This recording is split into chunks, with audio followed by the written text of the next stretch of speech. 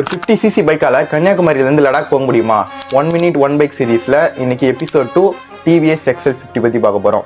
1970களில் TVS company Suzuki motor கார்பரேஷனோட collaborate பண்ணி ஒரு மொப்பட் டைப் ஆஃப் பைக்கை லான்ச் பண்ண அப்படின்னு நினைக்கிறாங்க. மொப்பட் அப்படின்னா மோட்டர் பிளஸ் பெடல். 1976ல் ஒசூர்ல பைக் மேனுஃபேக்சரிங் பிளான் கிரியேட் பண்றாங்க. ஆனா 1980களில் பைக்கை லான்ச் பண்றாங்க. இந்த பைக்கோட ஸ்பெக் அப்படின்னு பார்க்கும்போது 60 கிலோ இருக்கிற அந்த வண்டியில பாத்தீங்கன்னா ஒரு air cooled single cylinder 2 stroke engine கொடுத்திருந்தாங்க. அண்ட் இதில் பார்த்தீங்கன்னா உங்களுக்கு 3.5 லிட்டர் கெப்பாசிட்டி உள்ள பெட்ரோல் டேங்க் கொடுத்திருந்தாங்க.